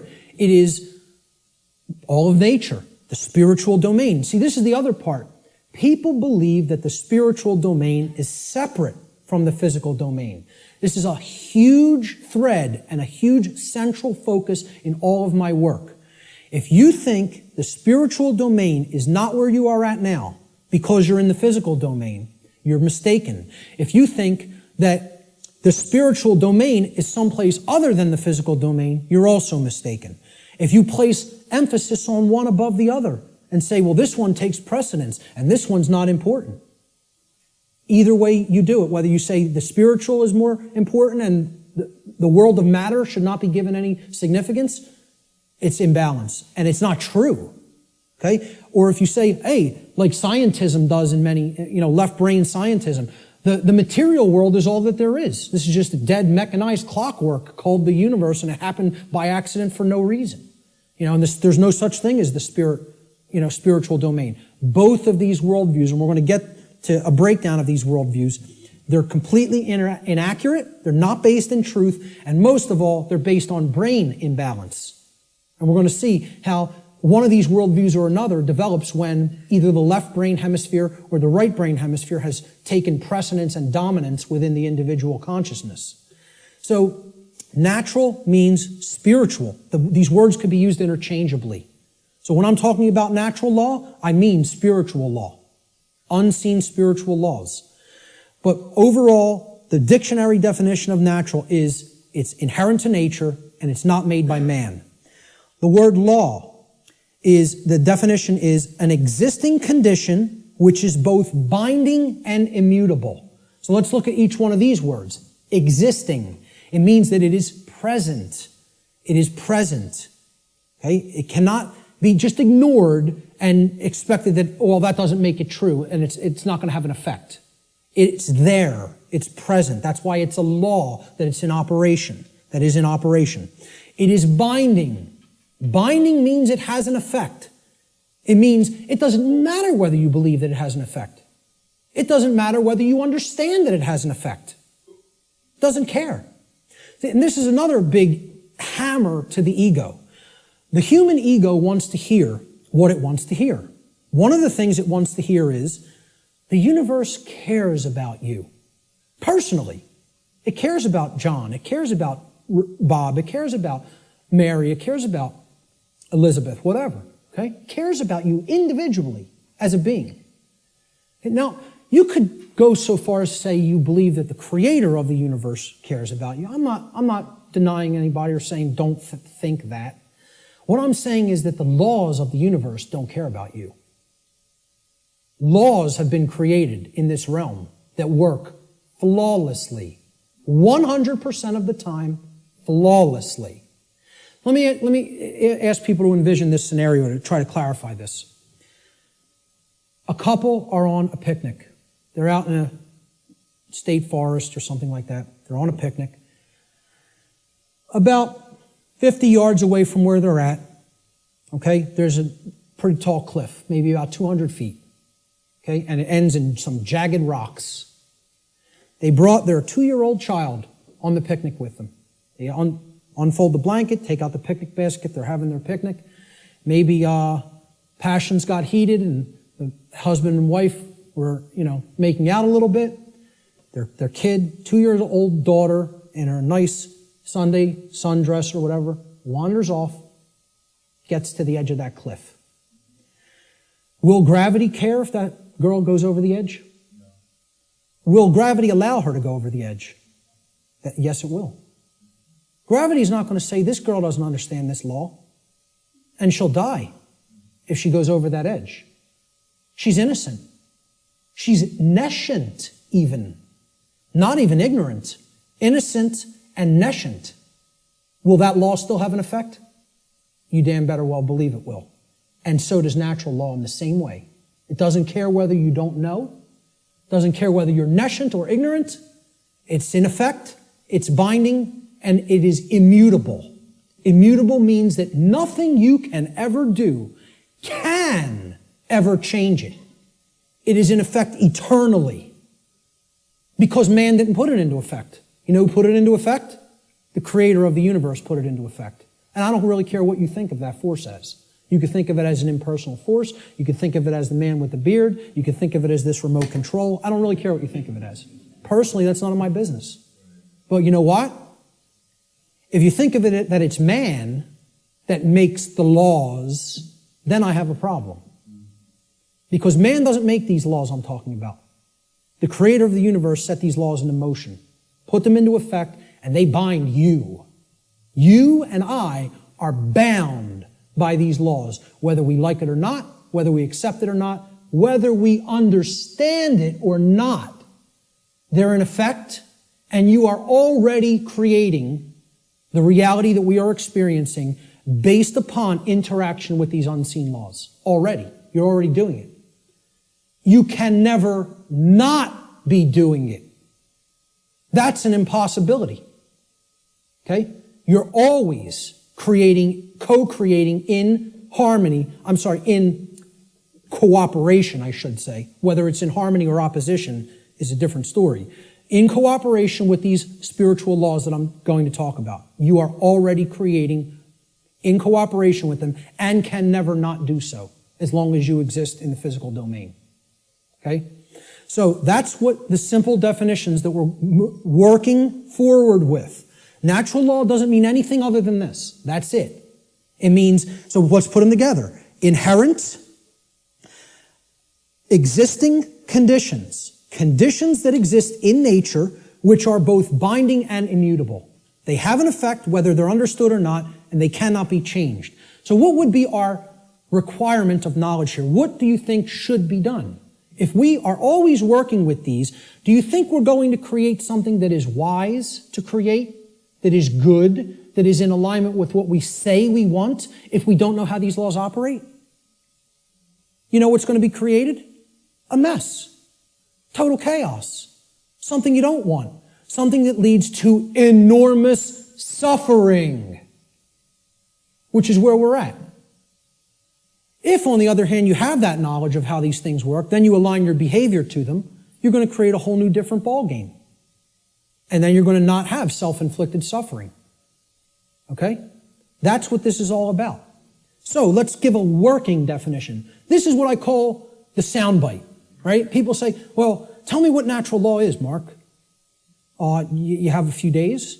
Maybe a large portion of the day like we're going to cover today. Maybe. Some people will get it.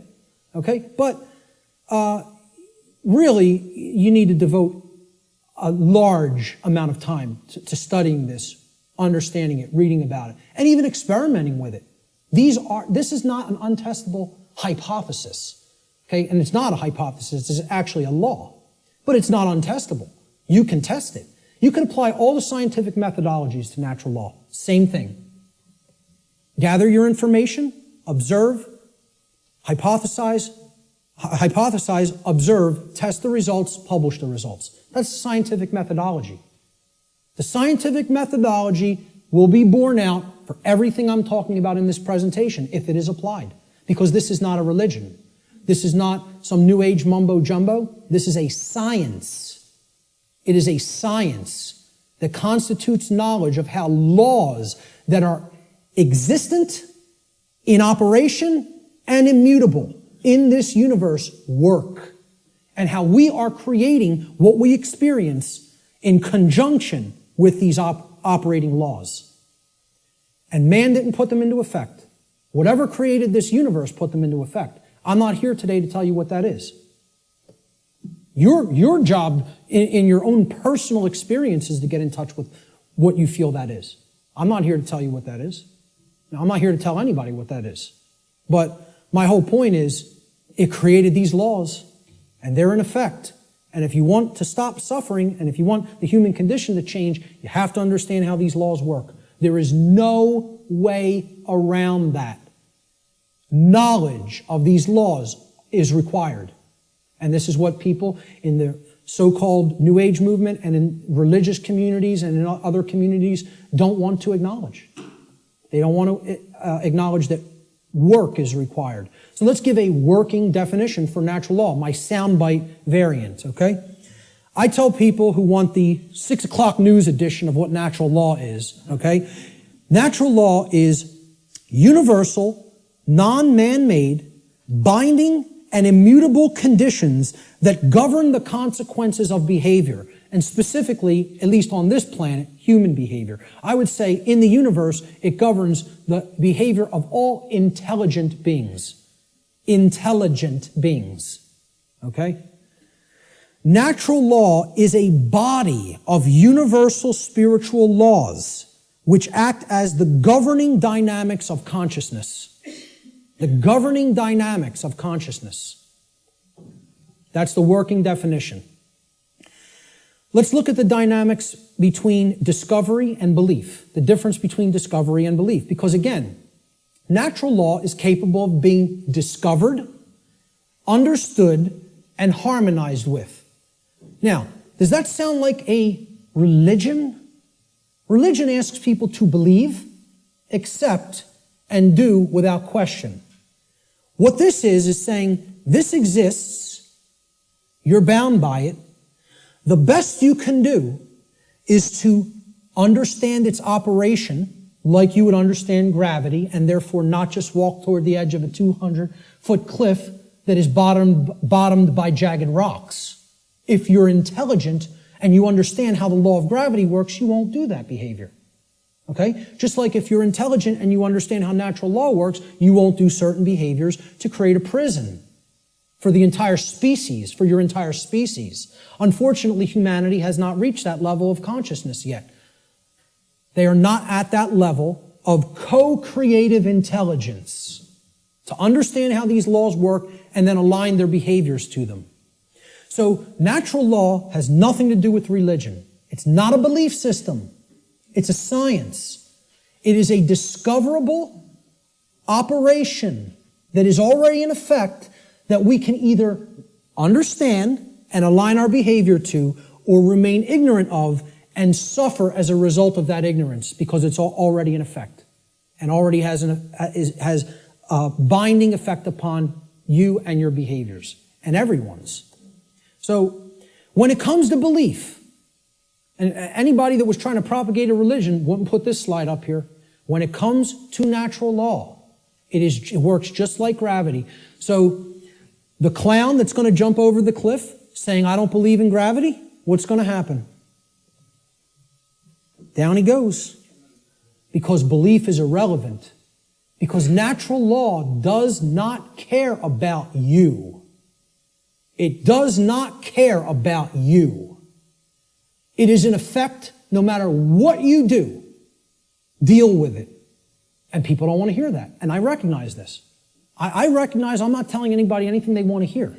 If I wanted to sell a lot of stuff, if I wanted to be real popular, I'd come up here and I'd tell you exactly what you want to hear, and then I'd be making $50,000 a presentation like Wayne Dyer does. Okay? And that is his fee. I know because I've actually had some people speak to his management. That's what a new age presenter gets. You know what I ask for? 0. I don't even ask for a stipend because I don't even care about fake money. I care about making real money. Real one I. The word money is actually one I. And people don't even have said it 1 billion times in their life and never recognize what they're saying is one I. And it's the symbol of the one eye, which represents spiritual enlightenment, is plastered all over the $1 bill. Okay? Well, this is the one. See, I tell people, I'm a poor man when it comes to the fake money, but I'm very rich in the real stuff. The real thing, I have tons of. The fake stuff, I don't do so well with, and I don't care. It's not what I'm concerned about. I know it's fake. Okay? So, I don't ask for a stipend when I present. I tell whoever's setting up the presentation, pay for my travel and lodging. Hook me up with a dinner or whatever. That's it. I'll come out and speak anywhere. Okay? The point is, if I was trying to appeal to somebody's ego and what they wanted to hear, I would tell you your beliefs are very important. Your beliefs shape. And they do shape your reality. In a negative way, if you don't align yourself with truth and you want to stay attached to a belief system, because you prefer it over what's real, okay? So When it comes to natural law, I'm not telling people don't believe in yourself. People will say, there's forms of belief that are good. Yeah, I acknowledge that. I understand that. Believe in yourself. Believe in your own ability to come to this understanding of information like this. But I'm explaining when it comes to a law that is existent in the universe, your belief doesn't matter. It's irrelevant. The universe doesn't care what those parents at that picnic whose child just went over the cliff believed. It doesn't care whether that girl doesn't know how gravity works. It's going to have an effect. You act a certain way, like a computer. Boom, you put this in, here's how you program this, that's what has to come out. Invariably. Invariably. It is nothing personal. Natural law is not a personal force. It is an impersonal force that every single mystery tradition and occult tradition that has actually wanted to share this knowledge with people has been telling people about and attempting to tell people about since time immemorial. It is an impersonal force. It does not care about you. It does not worry or care in the slightest bit whether you understand it or accept it or not. It is in effect, you are bound by it, the end, and stop crying in your milk over it. That's it. No one wants to hear that. And I'm not so naive that I recognize people don't want to hear that I don't recognize that. I do recognize that. Believe me, I realize the wall I am up against in saying this. I get it fully. Fully. If I wanted to blow smoke up people's rear ends, I'd come up here and I'd say, the universe cares about you and what you believe. And it's going to gauge that, it's going to look at all that, and it's going to tabulate it, and it's going to say, well, what did he believe when he took this action? It's not going to say that. It's going to say, is this what happened? Yes or no? Yes? Here's the result. That's it. Unwaveringly and invariably. The human ego has a hard time with that. There was some popular TV show, I don't even remember what it was. Barb had downloaded it, and she was watching an episode, and it said, humanity's greatest fear is that truth is absolute. And I usually don't bother watching any television, okay? I download a couple of shows to watch them because they're allegories, and I want to pick apart the allegory. But I wasn't even watching this one, but I heard it, and my head snapped around. Whoa! That came through a network television show? How'd that happen? Humanity's greatest fear is that the truth is absolute. The ego has a hard time with the concept of any absolutes. It loves relativism. That's another part of the big trap of where we're at. Relativistic ideas, and especially when it comes to morality. We're going to talk about moral relativism.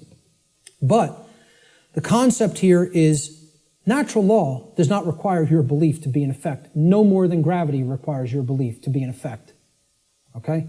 That needs to be understood. Human belief is completely irrelevant when it comes to the existence and operation of natural law, just as it is irrelevant in relation to any of the other laws of nature such as gravity, inertia, momentum, thermodynamics, or electromagnetism. Similar to such other phenomena of nature. The workings of natural law require no belief in order for them to be discovered and known. So what I'm saying is, your belief will not change natural law, but your inquiry into it can lead to an understanding of it. You can develop the knowledge of it if you are willing to open your mind and look at how these laws function and what we're getting as a result of our disharmony with them. The philosopher Søren Kierkegaard said that there are two ways to be fooled. One is to believe what is not true, and the other is to refuse to accept what is true. Okay? So, believing in untrue notions, which is what religion is, all forms of it, all the 5 religions I posted at the beginning of the presentation. Organized cultural religion, money, scientism, politics, and the New Age movement. There's the world religions, folks. People think of religion as only the cultural religions. No, there's 4 other ones. One's called government and authority, okay? Or politics, however you want to name it. The other one is money, finance. There's another religion. One of them is the New Age movement, and one of them is scientism, which I'm not going to refer to as real science because it is not. It is a belief system and a religion. So what Kierkegaard is saying here is you can believe things that aren't true, and that will hold you back. And you can refuse to accept what is true, and that will also hold you back. I say these are the only 2 ways that humanity ever creates self-inflicted suffering for itself. You want to know how suffering is created for the human species? That it doesn't need to experience? We believe what's not true. We refuse to accept what is true. That's why self-inflicted suffering exists in our species. And if we are to become wise, we need to stop doing both of those things, and then we'll stop creating suffering for ourselves. So let's look at consciousness and the human brain, okay? Because consciousness is an intangible force, okay? It's something that exists, but you can't really see it. Many people even have a hard time explaining what it is. But there is physiological expressions for consciousness in the physical domain, and the brain is one of them. And of course, people will say, well, don't leave out the heart. Of course, the heart is also very important. Heart has an even bigger electromagnetic field than the brain and is tied into the physiology in an even more complex way than the brain is. But we need to understand the basic structure of the brain to understand the types of imbalances that go on within it that lead to these debilitating conditions within humanity that continue to create suffering for us. And also, what these belief systems do is they prevent the activation of the heart and the actions, of care and action. Not only do they prevent real knowledge from manifesting within the being, they prevent care, and they create apathy, and they create inaction, laziness, inaction, and cowardice, so that we don't actually act and take action based upon what we've come to know. So let's look at how the brain and consciousness actually work.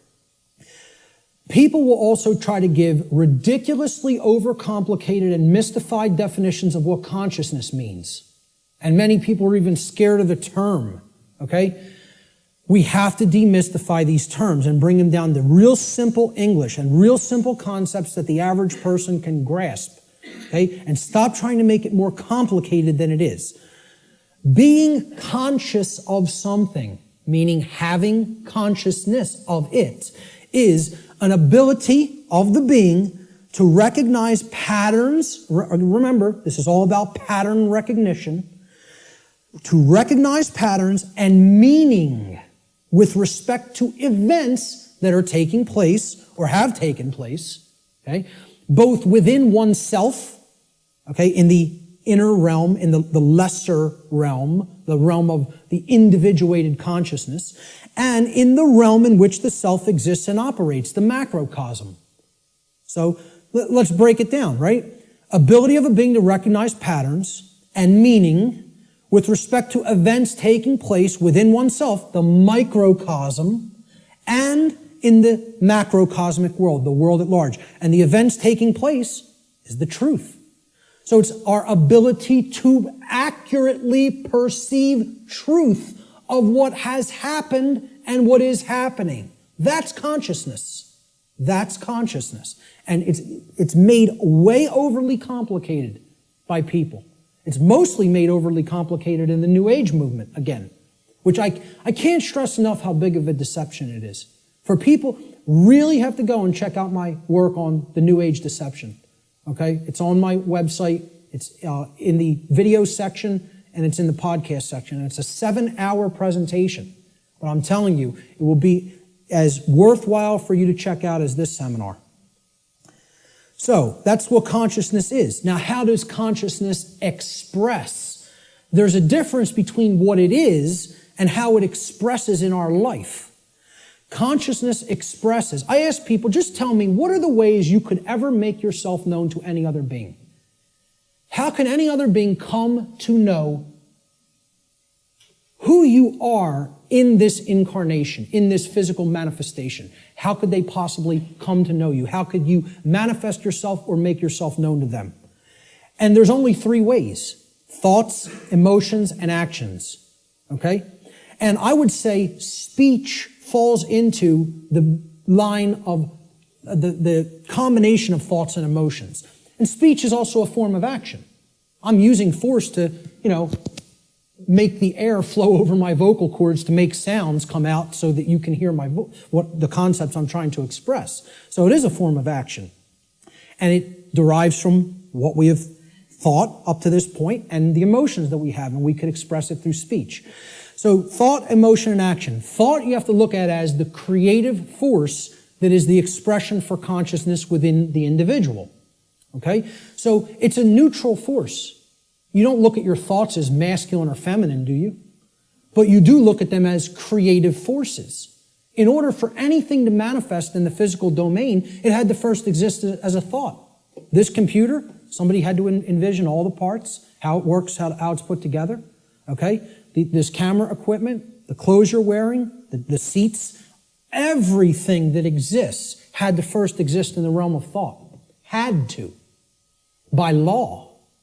Then it comes into physical manifestation through action. Your emotions are a polarized component, you could look at it as. It is a feminine aspect of consciousness. Because other people don't feel your emotions, they could perceive or sense them. You're the one who's feeling the emotions in your physiology. It's an internal expression. You feel emotions inwardly, inside in the physiology. Hence, this is a feminine expression for consciousness. It is something that is not externalized and put out. It is something that is felt within. So the emotions in the mind-body-spirit connection are the spirit in which we do something.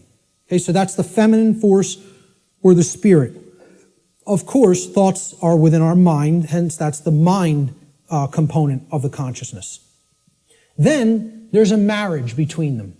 Okay, so you could look at thoughts as the creative essence, which then blends with or marries to the feminine. Now, see, we're getting into a notion that is taught in many different religious traditions. It's called the Trinity. And I challenge anybody, go and look in any of the trinities that exist, in any of the religions. You can go back to Babylon. You can go to the Indus Valley traditions. You can go to the Egyptian and Cometian traditions, the Christian traditions. Every single religious tradition that is talked of a Trinity, okay, it is always a Father Creator, a sacred feminine figure, okay, of some kind that the Father then impregnates or inseminates in some form. And then from that offspring is born a male child. Always. Okay? What we're talking about here is the Father being the mind, the creative essence. Then the spirit or the emotions being the sacred feminine essence. Okay? Or the Holy Spirit, the emotions. And then the child, the male child, is behavior. It is the active or masculine principle that actually interacts with the physical world to change it. And hence, that is the only way to actually save ourselves. And again, people in religious thinking will immediately attack this and say, you're saying that saving ourselves will not come through faith. Yes, I am. Saving ourselves will only come through action. Action will save humanity. Faith will not do it. So, sorry to again, smash another egoic attachment that people have to religious notions. But these religions are created by the control system. Okay? People don't understand that exoteric Christianity is created by the dark occult, of the ancient dark occult mystery schools. They don't understand where this religion came from because they haven't studied astrotheology. And I'm not telling you there's no good concepts in any religion.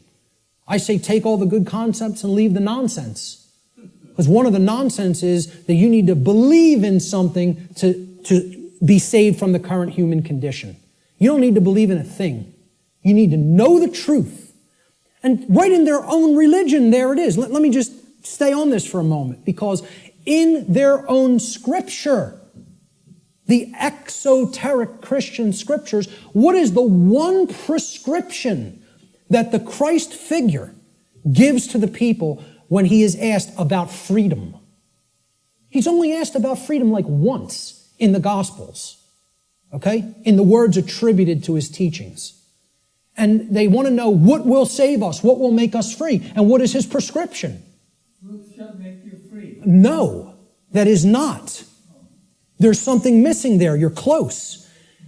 What is the actual saying? Know the truth. Knowing the truth will make you free. That's the prescription, even in exoteric Christianity. It's right there in the Gospels. But Christians don't want to hear that, because the controllers in the church who came from the dark priest class gave them this nonsense that all you have to do is believe and everything will magically change. Well, good luck with that.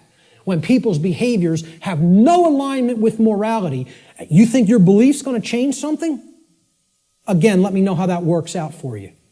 And again, I'm not mincing words up here. I'm telling it like it really is. I don't care who it offends. So, the expressions for consciousness are thoughts, emotions, and actions which are likened to, in the consciousness community, of mind, spirit, and body. And it's a trinity. A father creator, which is the thoughts, the mind, the feminine essence, which is the mother of the trinity, the emotions, the inward aspects, the spirit. And then they give birth. When the thoughts and the emotions come together, they give birth to action in the world, which is the male child. This is very important to understand. I hope everybody is clear. This is our internal trinity, which constitutes the expressions for consciousness. Okay? So let's move on. Yes. Okay, how much time? It is. Okay, we're going to stop right there and take a break. We will resume at 1:15 precisely. Okay, so you want to come in a few minutes early to get settled. I will start again at 1:15 p.m. Thank you, ladies and gentlemen. Thank you.